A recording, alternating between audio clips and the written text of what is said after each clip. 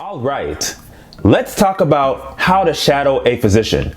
Even though smashing the like button can be difficult, setting up and shadowing of a physician can be even more difficult. Today, I'm going to talk about 5 steps or 5 different things that you can do to make sure that your shadowing experience is perfection. Let's hop into it. Before you can have a great shadowing experience, you have to find a shadowing opportunity. This can be quite difficult, or it can be quite easy if you allow yourself to open up to the opportunities that come towards you. One of the best ways to find that shadowing experiences is asking people who you know. First, do you have a primary care doctor? Ask your primary care doctor if you can shadow them.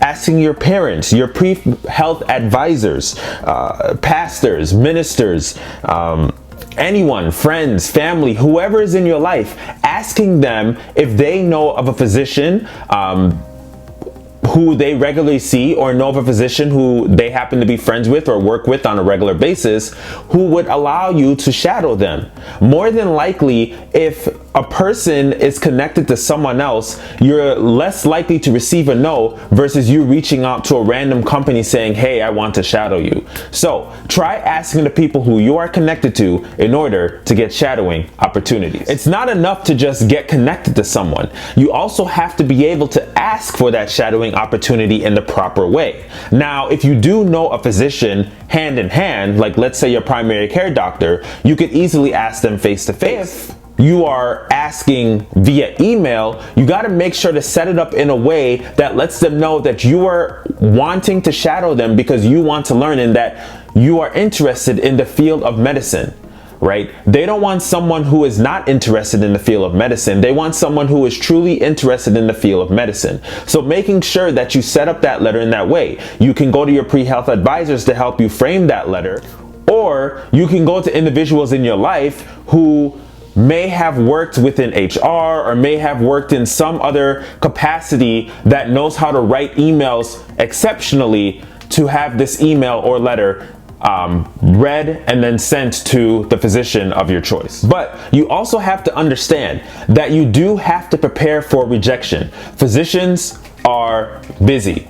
So you do have to prepare for that rejection or that no. The worst thing that a physician can say when you reach out to ask for a shadowing opportunity is no, and that is completely fine. You just have to make sure that you are mentally prepared for that, and that that is not the only physician that you are leaning on. Just because you received one no doesn't mean that all of them will be no. All right? Prepping for shadowing, people think that it's easy. You go in, you dress nice, you follow the doctor, you go around and make sure you don't say anything, and that's it.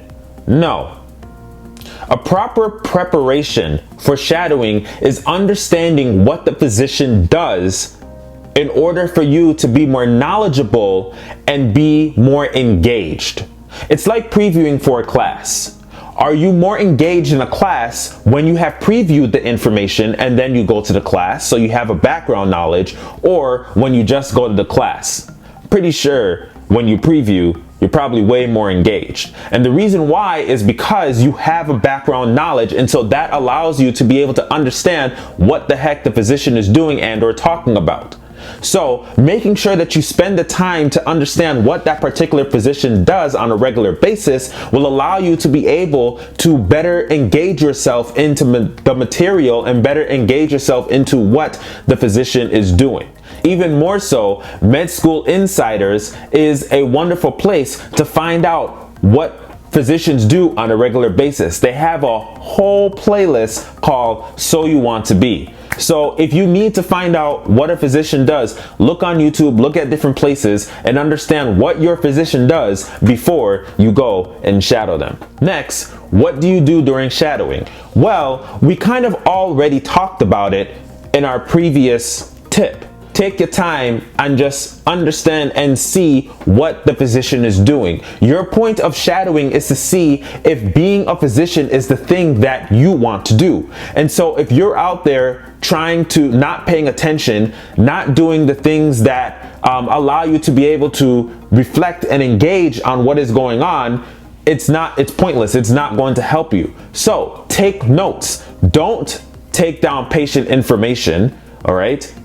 Their information is private. You got to follow HIPAA laws. And even more so, just be appropriate while you're in the room. If the physician asks you to step out the room, step out the room. If the physician asks you to step in the corner for a little bit, step in the corner. Just focus on what the physician is doing. So then that way, when the physician is done and it's time for he or she to tell you what is going on, that way, because you've watched and you tried to understand yourself, again, it will be a more engaging conversation. And lastly, post-shadowing. When it comes to post-shadowing, this is a time where you really have to reflect on what happened that day. What happened during the time that you shadowed.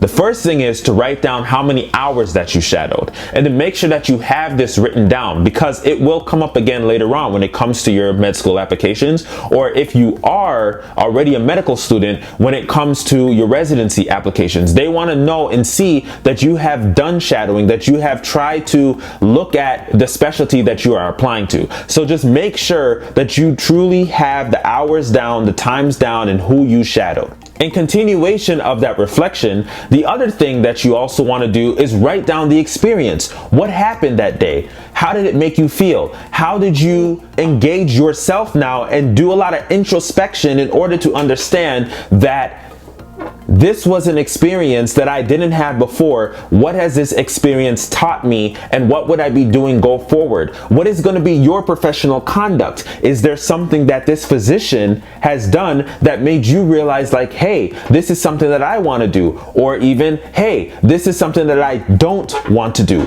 You have to make sure that you truly understand how the experience has changed you and how it has adapted you in a different way. And then in addition, you also have to decide that this is another experience that you want to do. Is this a physician that I want to shadow again? Is this a specialty that I want to shadow again? Do I want to shadow another physician in this specialty who does something else? You have to really reflect, because if you didn't enjoy your experience, that doesn't mean that you need to shadow that physician again. But if you did enjoy that experience, then continue in shadowing that physician if that physician allows. If you can get 30 to 40 hours or more, that will also allow you to be able to possibly ask for a letter of recommendation later on down the road. So make sure that you really reflect on what happened during that experience, because you never know. You may find out that being a physician is not the thing for you from that experience. But I would definitely say, don't let that one experience that was possibly negative to completely deter you from medicine. For those who made it in the end, I do have something for you. In the description below, there is a link of a PDF that has these 5 different tips on it, so then that you can carry it on your phone on a regular basis. If you haven't already, smash the like button, smash the like button, subscribe, and share the video. Remember, God made you great, so go and be great. I love y'all, respect y'all, peace out.